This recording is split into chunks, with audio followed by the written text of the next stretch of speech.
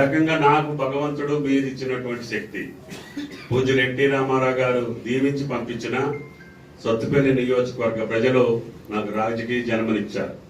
నేను ఎక్కడున్నా, ఏ స్థానంలో ఉన్నా, ఏ స్థాయిలో ఉన్నా, లేకపోయినా కూడా నేను అనుకున్నటువంటి కార్యక్రమాలు పూర్తి అవడానికి ఆ ఎన్టీ రామారావు గారు నన్ను ఎప్పుడు దీవిస్తారని చెప్పి కూడా మీకు సందర్భంగా కాబట్టి ఈ అవకాశం ఇచ్చినటువంటి ఆ దేవుడి జన్మదిన సందర్భంగా మిమ్మల్ని అందరినీ కలుసుకునేటటువంటి భాగ్యం.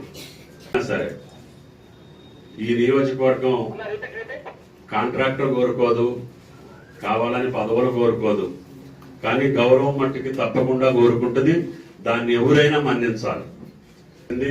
ఇక్కడ మనని గౌరవించి ఆశీర్వదించి పదవుల్లోకి పంపించినటువంటి నాయకుల కార్యకర్తల గౌరవమే మనకి పెన్నిది అని చెప్పి కూడా మీకు ఈ సందర్భంగా మనం చేస్తున్నాం.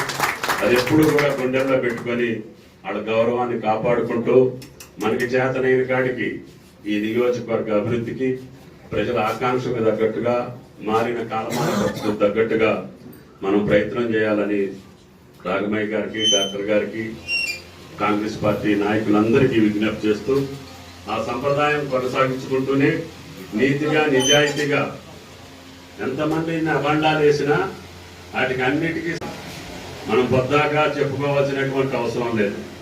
మన జీవితమే వాటికి సమాధానం, మన నడవడికే సమాధానం, మన ప్రవర్తనే సమాధానం, మన జీవితమే వాళ్ళకి సమాధానం చెప్పాలి. కాబట్టి ఎవరు అపవాదం వేశారనో అభరణం వేశారనో ఆవేశపడక్కర్లేదు.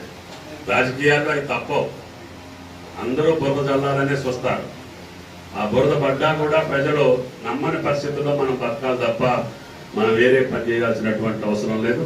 తప్పకుండా ఈ నియోజకవర్గ కీర్తి ప్రశ్నలకు తగ్గట్టుగా ఆనాటి అంగళరావు గారు అభివృద్ధిని కొనసాగిస్తూ నా జీవిత కాలంలో వచ్చినటువంటి అవకాశాలన్నీ కూడా ఈ నియోజకవర్గానికి, జిల్లాకే కాకుండా ఈ రాష్ట్రానికి వాడేటటువంటి శక్తిని ఇచ్చినటువంటి సత్తుపల్లి ప్రజలందరికీ నా జీవితాంతం రుణపడి ఉంటానని చెప్పి విజ్ఞప్తి చేస్తూ ఎన్టీఆర్ గారి జయంతి సందర్భంగా వారికి మళ్ళొక్కసారి ధన్యవాదాలు తెలియజేస్తా సెలవు తీసుకుంటున్నాను. Thank you.